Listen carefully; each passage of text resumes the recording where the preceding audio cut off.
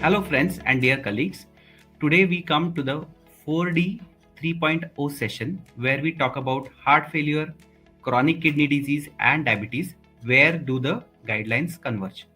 And when we talk about convergence, I think we need to talk about spirituality and which place the best other than the spiritual capital of India, that is Ajmer Sharif, where you have both Pushkar as well as the Ajmer Sharif. So, first, I would like to welcome Dr. Dipti Sharma, who is a practicing endocrinologist at Ajmer. Hello, Dr. Dipti. Hello, sir. Thank you for the welcome. Yeah, and again, I would like to ask the same question that would you believe that what Ajmer Sharif teaches us and what the Temple of Brahmaji teaches us in Pushkar, that are united, but we need to also celebrate our differences. Definitely, sir. Unity in diversity, not only in our personal but also in professional life. Hopefully, all differences converged to one common point of patient well-being, and hopefully, this discussion leads us to that today. All right, so let's try it today.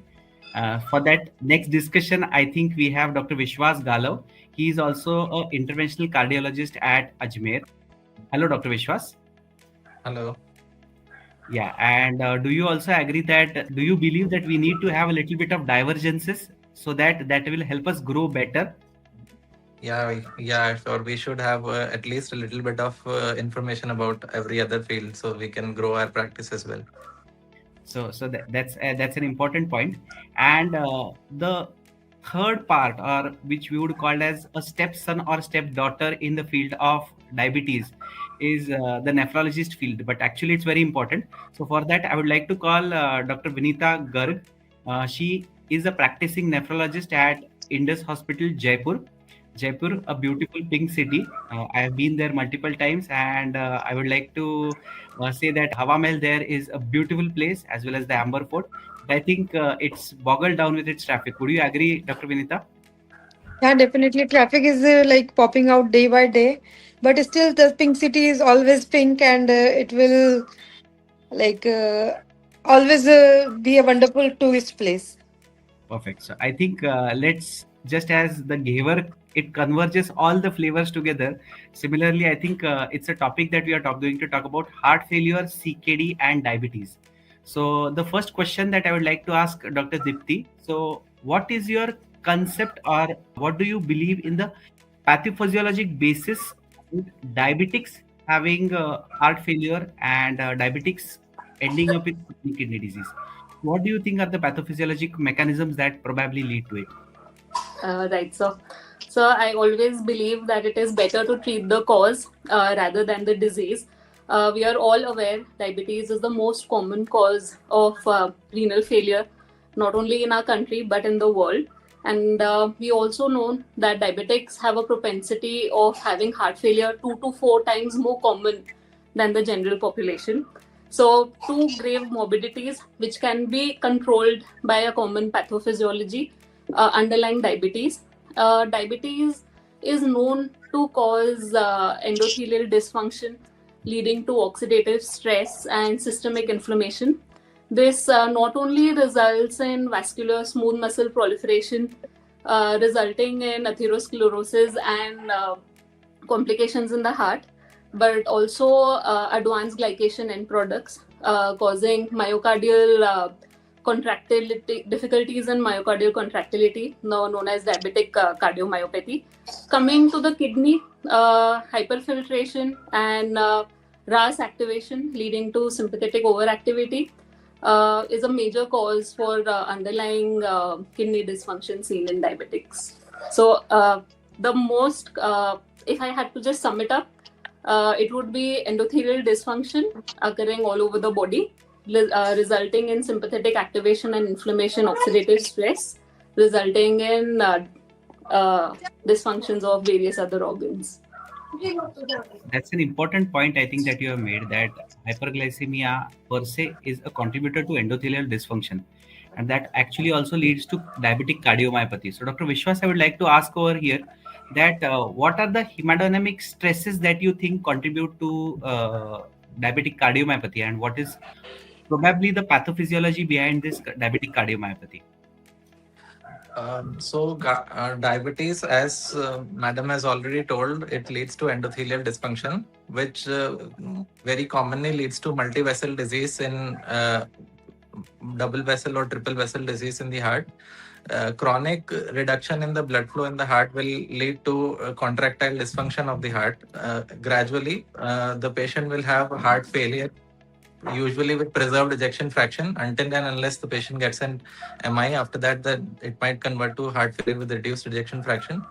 So, any form of heart failure, whether it is with preserved or reduced ejection fraction, will lead to increase in the preload of the heart, leading to more oxygen demand and more effort on the part of the musculature. So ultimately, that will lead to heart failure and complications of diabetes. Right. So I think you rightly said that, and in between, I was hearing to one of the speakers, and he also rightly mentioned that heart failure with preserved ejection fraction is actually like a sleeping giant, and by the time it gets converted into heart failure with reduced ejection fraction, that means the giant actually has woken up. We have actually lost the battle. So it's very important that we look at the hemodynamic component. And coming to the hemodynamic component, equally important is the RAS activity. So, Dr. Vinita, a question over to you that how do you think RAS activity does contribute to pathophysiology of heart failure, particularly in patients with diabetes? So I think could you, Dr. Dipti, because they are also nothing but hormones. So and you being an endocrinologist, could you just elaborate a little bit about RAS activity in patients with heart failure with diabetes? Right. So glomerular hyperfiltration resulting in increased sodium reabsorption. Also, insulin resistance contributes to sodium reabsorption at the proximal convoluted tubules. This RAS activation also causes increase in sympathetic activity and oxidative stress, resulting in our main pathophysiology, that is endothelial dysfunction. Therefore, for the management of diabetic kidney disease, it is very important to block the RAS system to ensure there is no interstitial fibrosis and further worsening of our EGFR, and to control any albumin which has come in the urine. Right. So I think albuminuria seems to be an important marker of this dysfunction. So I think I would like to ask, still as a physician, Dr. Vishwas, would you like to enlighten us about a little bit about albuminuria and its importance to the contribution towards heart failure, and why it is an important test that is often missed in most lab settings? So something that you would like to enlighten us on. Yeah, so we know that the heart and kidney are interconnected. Albuminuria is a very important part of renal failure. Loss of proteins in the urine will ultimately lead to high output state, which will lead to high output cardiac failure. So, over course of time, if we do not correct albuminuria, the heart failure will gradually worsen despite all our efforts. So, that is a very important part. So, for that, we have to do regular urine UACR, urine albumin to creatinine ratio, and renal urine output, renal function tests, serum creatinine, and likewise. Right. So I think that's an important message, that I think we have spoken about hyperglycemia, we spoke about insulin resistance, then we spoke about endothelial dysfunction. We also spoke about the hemodynamic changes that happen in the heart, which actually contribute to diabetic cardiomyopathy. We also partly spoke about urine albumin creatinine ratio increase, which actually leads to glomerular hyperperfusion, and that actually leads to interstitial damage as well as glomerular damage, that ultimately has a binding effect on the hemodynamics of the heart and the cardiovascular system, which actually contributes to basic pathophysiology of the heart failure in patients with diabetes. So, with this, I think we have summed up basically what we talk about, the cardiovascular perspectives or cardiovascular aspects that we talk about in respect to heart failure in diabetes. Yeah. So, would you like to add on any more perspectives that we have discussed, or you concur with what we have spoken about? So just I want to summarize, diabetes is definitely affecting, causing diabetic nephropathy, and majority of the cases in CKD are mostly due to diabetes. And as a first line of management, we will definitely prefer the ACARBs. Right. And So we talking about the Hmm. pathophysiology of diabetes, we still haven't come to the pharmacological Okay, interventions. okay, okay, We are okay. mostly talking about pathophysiology. So I think endothelial dysfunction, insulin resistance, increased albuminuria, and Mhm. hemodynamic changes that lead to diabetic cardiomyopathy is what we were spoken about. Would you like to little bit elaborate about the interstitial fibrosis and a little bit about renal hypoperfusion that's very common in patients with heart failure and diabetes? Yeah, mostly there are vasoconstriction of the efferent in the efferent arterioles, and diabetic glomerular necrosis. These all led to DKD, diabetic kidney disease. Right, right. So I think that's an important point again that you have made here. That I think the renal hypoperfusion per se it also contributes to the fibrosis, and that actually ends up contributing to overall damage to most of the patients. With this pathophysiology in mind, I think let's talk in your own perspective. Which do you think the drugs that are in our kitty, like in an endocrinologist kitty? So I'd like to ask Dr. Dwiti first that. In endocrinologist kitty, what are the drugs that can actually reduce this overall burden of heart failure that we see in patients with diabetes? So, would you like to elaborate on the two common drugs that we, I think, commonly used and they do probably contribute a lot to most of our patients' benefit? Um, right, so for a patient who's diabetic and has other complications due to diabetes, such as diabetic kidney disease or heart failure, so generally, even as per ADA guidelines, uh, generally we follow metformin as the first line of management in our country and otherwise.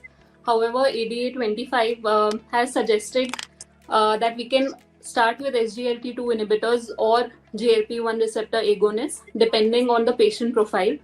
If the patient is at a high risk for any atherosclerotic cardiovascular disease, or has chronic kidney disease, or has any evidence of heart failure, we can start the patient on SGLT2 inhibitors. And if weight is also a concern, then any GLP-1 receptor agonist with the benefit of with the atherosclerotic cardiovascular disease benefit, that can be started. But coming to a country like India, where resources are generally limited, SGLT2 inhibitors are a good choice to start, especially a drug like empagliflozin or dapagliflozin. Both have approvals for usage in heart failure. Both decrease the major adverse cardiovascular events seen in diabetics. And yeah, both have a good protective, renoprotective and a cardioprotective profile. I think so. Two things that I think probably I think all four of us will concur is one is use of SGLT2 inhibitors should be is we could say at least that it is as mandatory or beneficial that is there, especially in patients with diabetes and associated heart failure. Next come GLP-1 agonist because of their cost issues. I think they are individualized from case to case basis, but slowly and steadily, I think they can be used most progressively. And third thing I would like to add that I think good control of hyperglycemia is also equally important, and it also does contribute because the microvascular complications actually tend to come down. So I'd like to ask Dr. Vinita that what drugs do you think are in a nephrologist kitty that would help them to target this heart failure as well as overall make the life of a diabetic with heart failure and CKD better? So as we know, first choice will be definitely ACERBs, and because of their risk of hyperkalemia and all, so anti-hyperkalemics are simultaneously, like we will monitor the potassium level after every 1 to 2 weeks. To if there is risk of hyperkalemia, we will then we have to other choices like. And if it is not that effective, ACRB, we will go with the SGL2 2 inhibitors. But the problem in Indian population is the risk of UTI, which is basically with the SGL2 inhibitors, which demands their stoppage anyhow. So in most of the cases, ACRB is the first line, and then add-on will be SGL2 inhibitor, and the third line will be Carendia, Finerenone drugs. Right. So I think we do agree that SGLT2 inhibitors, then come the GLP-1 analogs whenever appropriate. Then comes the drugs that act on the RAS system, that is the ACE inhibitors and the ARBs. And then comes finerenone-like drugs. Would you like to slightly elaborate on how does the mechanism of action, or what role does finerenone-like drugs they play, and how they are potentially beneficial, because there's still not that much awareness in general physicians about these particular group of drugs. So would you like to highlight or enlighten them where or how would you like to place these group of drugs? Would you like to place them before Uh, ACE inhibitors, or as an add-on to ACE inhibitors, and what probably would be the mechanism of action? A little bit of, not in detail, but just a basic about it that the physicians can understand. like first choice will be always be ACARB. Finerenone can't replace ACARBs. No. So first choice, but after getting the maximum tolerated dose of ACARB, then comes the role of SGL2 at 2 and finerenone.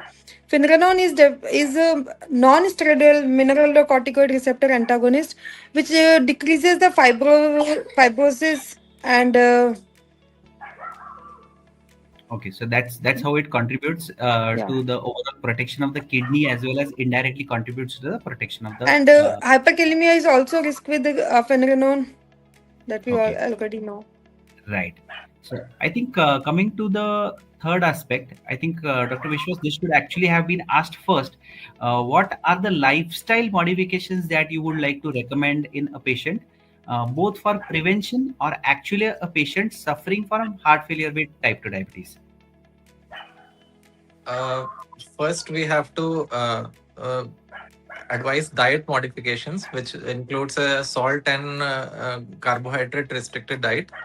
We should promote exercise, which involves 30 minutes of brisk walking or any cardio activity for at least 5 days a week. Then we should ask the patient to for if the patient is, say for example, patient with heart failure with preserved ejection fraction, generally patients are obese and have hypertension, so we could ask them to lose weight and take their drugs regularly, so that that would also help in heart failure. So these are the mainly the diet and lifestyle modification that we can suggest. And would you like to elaborate a little bit about sleep pattern? Because I think it's an Yeah, sure. important issue in Yeah. most Indian So, households. patients, another important cause for heart failure is obstructive sleep apnea. So, we can, so again, the weight loss will help in obstructive sleep apnea. Having a proper sleep cycle and regular hours of sleep, going to bed at fixed time in the night and waking up at the fixed time will also help in reducing heart failure or symptoms of heart failure at least. Absolutely, that's an important point that you have spoken about here. And would you like to little bit elaborate on ARNI group of drugs? Because still, as finerenone is there, similarly the ARNI group of drugs, still the physicians still don't know what their mechanism of action is, where to place them, whether they should be given simultaneously with ACE inhibitors and ARBs, or whether they should be not given.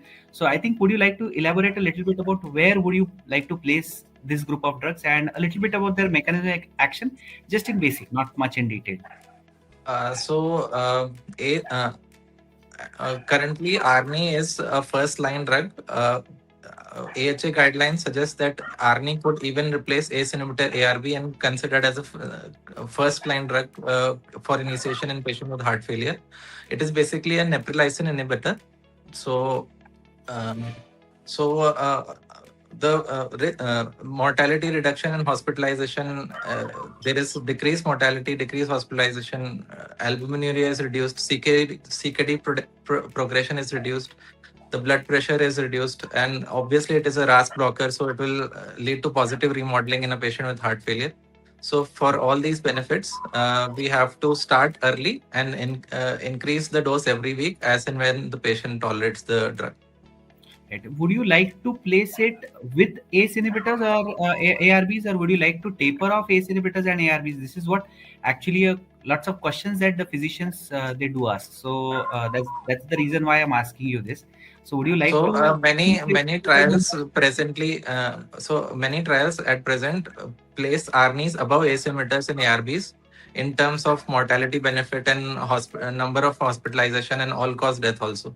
So I personally prefer ARNIs over ACE inhibitors, and it's my recommendation that it should be preferred, considering in many trials it has proven superior to ACE inhibitors and ARBs. Yeah.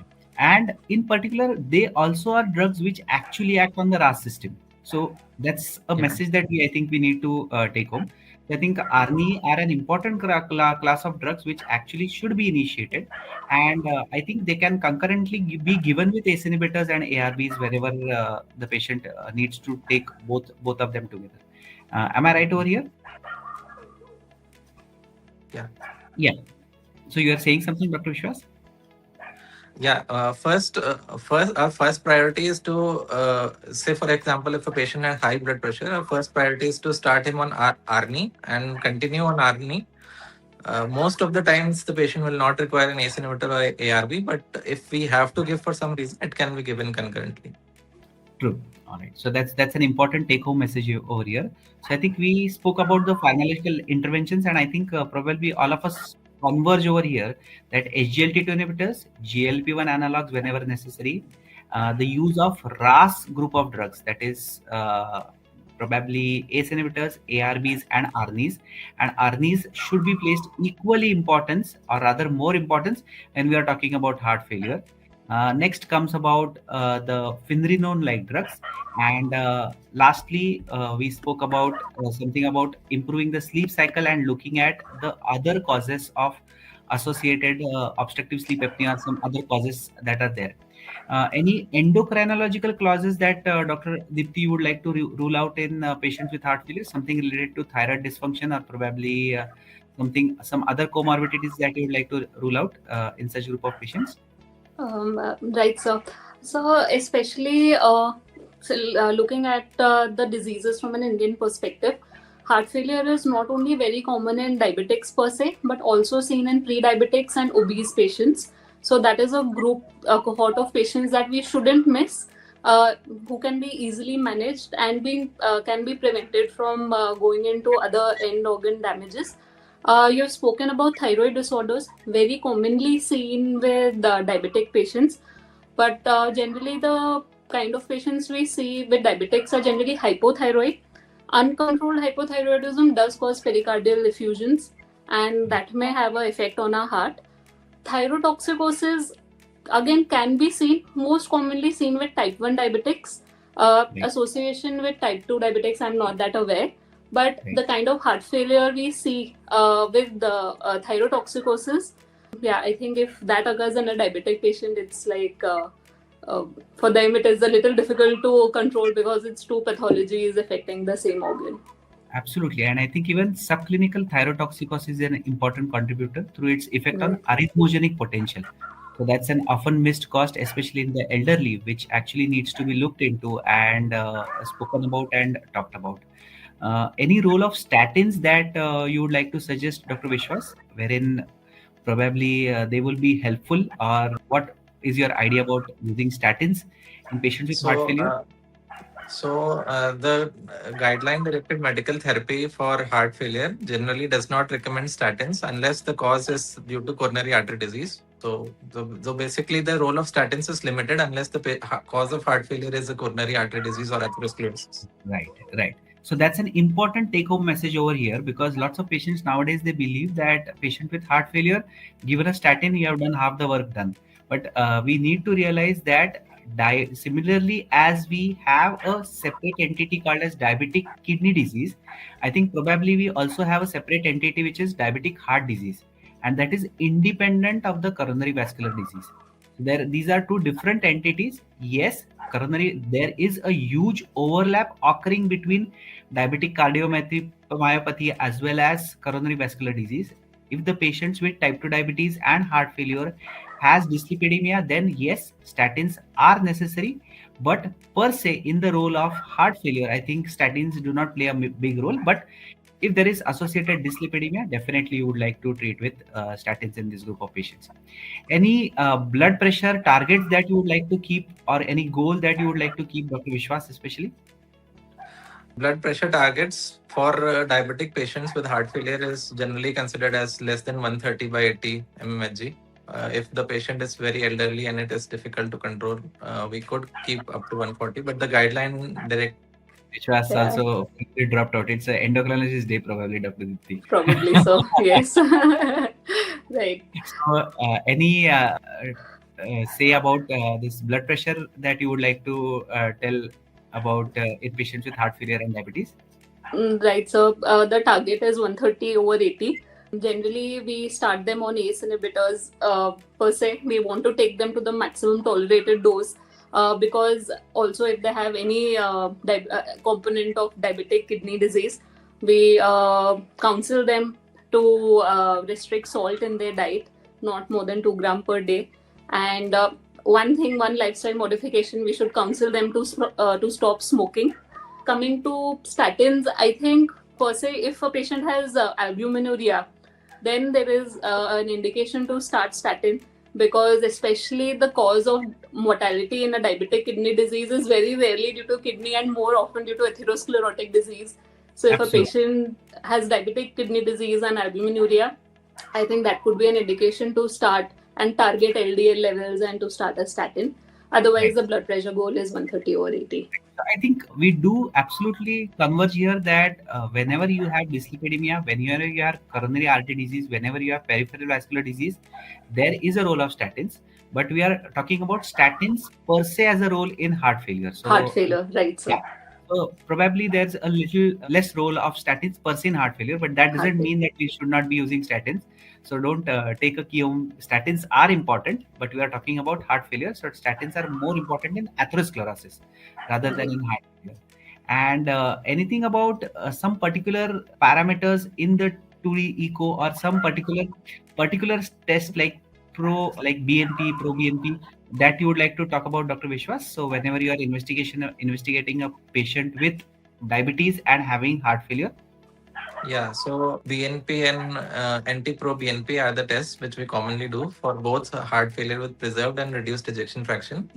It is done to diagnose heart failure, but the level once it is above normal value, the level does not help any further in diagnosis, and is more helpful in prognosis.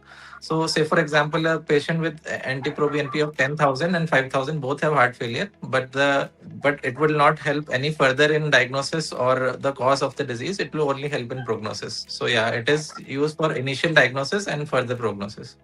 So I think resource constraint settings like India, do you think it is affordable for most of our patients to get BNP done in all patients, or any Yeah, but particular cases or for particular individualization where would you like to particular monitor? yeah, it is difficult in our setting to get anti-proBNP for every patient, but for those patients who can afford, we can definitely do it at regular intervals to assess the effect of the drugs and the therapy that we are giving. Right. Again, a question that the physicians have in mind that we can differentiate respiratory pathology and cardiac pathology based on the anti-proBNP levels. So, would you accept this as an idea, or no? We cannot differentiate. Yeah, we can differentiate to an extent because if the levels of anti-proBNP are very high in thousands, then definitely there has to be some involvement of the heart. Respiratory pathology alone cannot increase anti-proBNP after a certain extent. So yeah, in a sense, we can differentiate respiratory pathology from cardiac pathology with anti-proBNP and BNP levels. Yes. So I think this we spoke about the pharmacological interventions that we can provide, but coming to the parameters of investigating a patient with type 2 diabetes and heart failure. So what are the things that I think Dr. Dipti, as an endocrinologist or a practicing physician who is practicing or treating their patients for diabetes, that we need to definitely investigate and definitely look into in most of our patients with type 2 diabetes, and what are the warning signs that you would like to tell them? Right, so for a patient who's coming to me with type 2 diabetes, for one, I would like to see that their sugars are well controlled, their blood pressure is under control, I would like to When you say monitor sugars their serum. when you say sugars are well controlled, what HbA1c would you look at target? So can you Uh, elaborate a little bit on that? yes, sir. So my target fasting blood glucose would be between 80 to 130. 2 hour post meal would be 130 to 180, and my target HbA1c would be 7. In young individuals who could tolerate lesser HbA1c without any evidence of hypoglycemia, I could even go up till 6.5 to 7. However, in old, frail patients who have a propensity of hypoglycemia or have other comorbidities such as chronic kidney disease, I can even go control let them have a HbA1c of up to 7.5% in old patients only. My Right. target blood pressure would be 130 over 80. Okay. I would want to first look for symptoms suggestive of either a heart failure or chronic kidney disease, which would be periorbital puffiness, bilateral olim edema, orthopnea, any dyspnea on exertion or at rest, any history of any unstable angina or palpitations in a patient as such. Coming to investigations from kidney perspective, I would want to get serum creatinine done at least annually, and if deranged, if the EGFR is less, then biannually, and urine albumin done. So urine albumin, just one report is not sufficient to label as albuminuria. At least 2 out of 3 samples over a span of 3 months should show an elevated urine albumin to classify as micro or macroalbuminuria. We have CKD EPI equations to calculate the EGFR. Right. I think some centers are also using cystatin C. However, that doesn't happen at our center. So I Okay. currently use CKD EPI. And if Right. heart failure, just want to get a ECG done from my perspective, and 2D echo to establish the ejection fraction and diastolic and systolic function. I think there I would like to shift to Dr. Vishwas. Where do you Yeah. think is it important that we need to? How do you need to approach or investigate a patient with heart failure and type 2 diabetes? So, what are your parameters that you look at? So, I think the blood and the urine parameters Dr. Dipti has Uh, elaborately spoken about. So, what are your perspectives whenever you approach a patient with type 2 diabetes and a heart failure? So apart from the blood and urine and the various investigations for diabetes, which ma'am has already covered, I would like to go straight to cardio-specific investigations, which includes 2D echo and a subset of 2D echo, which has now come up in a big way, which is global longitudinal strain. Right. So 2D echo gives us a fair idea about the filling pressures of the heart, which will help in whether the preload, there is excess preload on the heart, or or in case of global longitudinal strain, we can find out the contractility of the heart, the musculature. So all these things, or even the etiology. Say for example, the heart failure is due to coronary artery disease or maybe valvular heart disease. So those cardiac etiologies can be ruled out with 2D echo. So I think global longitudinal strain is something that is, I think, a new entity or new mechanism modality that is important and that needs to be done. Would you still like to go ahead and still investigate this patient for workup for ischemic heart disease or coronary vascular disease? If we find any evidence on 2D echo which suggests a regional wall motion abnormality, or if there is a severe hypokinesia of the myocardium without any apparent cause, if we have ruled out all the other causes, then I would definitely like to go forward and investigate for coronary artery disease, especially in an old patient who has diabetes for of long standing. So I think Dr. Nitya and Dr. Vishwas, both of you have spoken in detail about the investigative approach, and then we move on to the last part of our session where we have two cases that we have put up for you, and we would like to understand your approach at solving these cases and help us understand these particular cases better. So first question to you, Dr. Vishwas. So we have a 60-year-old man with type 2 diabetes, HbA1c of about 7.8%. CKD, he is stage 3A. He has been hypertensive for the past 10 years. He has BMI of about 32 with NT-proBNP of 1200, EGFR of somewhere around 52. and he has heart failure with preserved ejection fraction. So, what is it that you would like to approach? What is it that you would like to involve, or what is it that you would like to pharmacologically advise him, both lifestyle wise as well as pharmacologically advise him for his overall betterment? Any perspective on this? So we can see that the patient is a 60-year-old man with already diagnosed with heart failure with preserved ejection fraction, and he has hypertension and CKD with diabetes. The baseline NT-proBNP is, as I said, is in 1200. So it is likely in respect of his background of diabetes and hypertension, the patient most likely has raised BNP due to heart failure. The EGFR is 52, which is a bit low for a 60-year-old man. BMI is 32, so the patient is overweight. The first drug I would like to start is an SGLT2 inhibitor. Concurrently, I like to start ARNI because both of the drugs can be started together as per the new guidelines. And then I would wait for the response of both these drugs. If the patient can tolerate beta blockers, if the patient does not have bradycardia or things like that, if the patient can tolerate beta blockers, then I would like to add beta blockers in the next setting. Any particular beta blocker of choice that you think has a slightly more benefit as compared to, or any beta blocker is it that you would like to start? uh, uh, the three beta blockers that are recommended are metoprolol, bisoprolol, and carvedilol. But there is no particular order as to which beta blocker should be started. We can take it on a case by case basis. Especially like if the patient is young, then we should start on bisoprolol because that has less sexual dysfunction.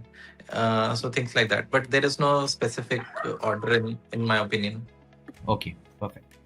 And after the beta So blocker, then after the beta blocker, on the next visit, I would monitor for serum potassium levels and serum creatinine and things like that. And then finally, I would like to add a mineralocorticoid agonist. For this patient, I would prefer a finerenone as the choice of mineralocorticoid antagonist because it will help in both in heart failure and the chronic kidney disease. and what are the changes that you expect over a period of time, and how would you like to monitor this patient? So I would advise the patient for sodium restriction. I would like advise the patient for a structured exercise program. For monitoring, I would do UACR, the EGFR levels and glycemic index and weight monitoring of the patient. Then every 3 to 6 monthly, I would like to do echo and GLS to check for the metabolic effects on the heart. And so, yeah. Okay, so that's an important point. I think that you have spoken about that we also need to monitor these patients and make sure that these patients are provided with good care wherever it is required. So, coming to Dr. Dipti, a case for you today. So, we have this 67-year-old woman with type 2 diabetes. She has HbA1c of 8.2%. She has CKD stage 3A. She has albuminuria with urine albumin creatine ratio of 280 milligram per gram, and she has heart failure with reduced ejection fraction. So, what is it that you would like to add on to this patient? And consider that this patient is already taking, suppose, a sulfonylurea and a metformin, and probably she's also on a pioglitazone like group of drugs. So, what you would like to do, and what changes you would like to make? So according to the patient profile, she already is under CKD stage 3, and continuing with the sulfonylurea is a little, we have to be a little cautious because they tend to cause hypoglycemia, which also is seen in diabetic kidney disease patients. Pioglitazone resulting in fluid overload will worsen diabetic kidney disease and heart failure seen in this patient. Ideally, what I would like to do is to stop the patient on sulfonylurea and pioglitazone. Since the EGFR is 52, well above 45, we can continue metformin and add a SGLT2 inhibitor, which will help in both chronic kidney disease and heart failure. For her chronic kidney disease, After good glycemic control, if urine albumin is still positive, we'll start a ACE inhibitor on the ACE inhibitor or ARB, taking it to the maximum tolerated dose. If in spite of that urine albumin is present, then we'll try to start a non-steroidal mineral low corticoid receptor antagonist, which would be finrenone. Per se, I would ask her to lose weight if she is overweight. And if still glycemic control is not good, then we can consider an addition of GLP-1 receptor analog. Such patients are also at a high risk of autonomic neuropathies, which could worsen both complications already seen. So I would counsel her regarding the signs and symptoms of autonomic neuropathies and hypoglycemia.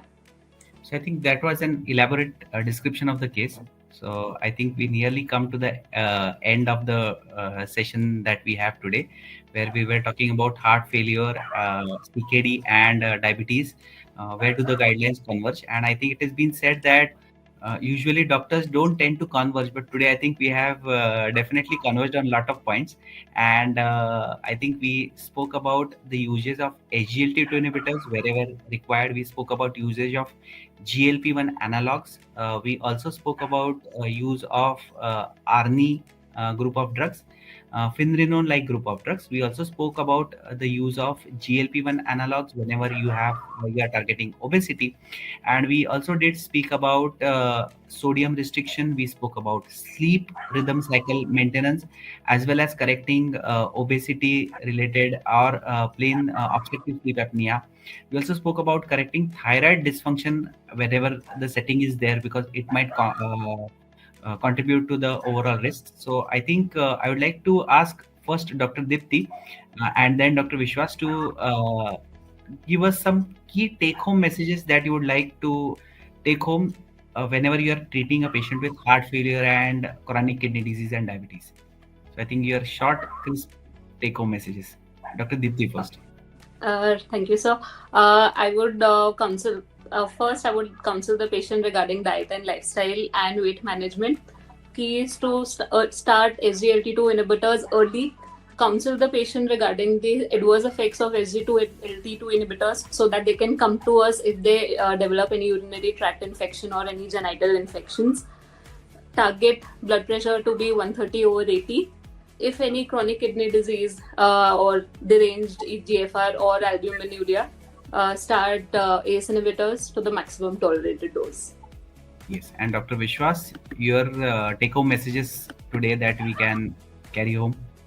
Yeah, so my message for all the physicians watching this is to, for heart failure especially, is to start early and initiate quickly, escalate quickly, sorry.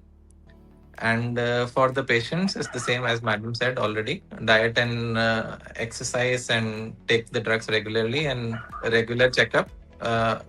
Many patients are lost to follow up, which leads to ultimately poor outcomes. So that is also very important.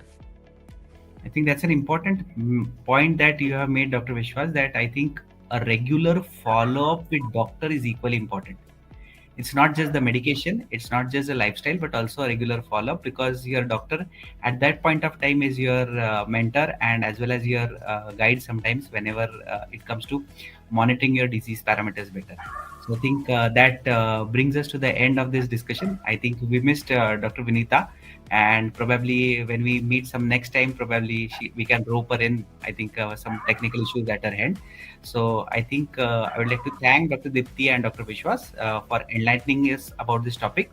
So I think this was the 4D 3.0 session where we spoke about heart failure, chronic kidney disease, and diabetes. And we did speak about where do the guidelines converge. Thank you. Thank you for your patient listening. And I think we hope that we have enlightened at least a little bit about something about heart failure and chronic kidney disease. Thank you very much. Thank you. Thank you. Thank you.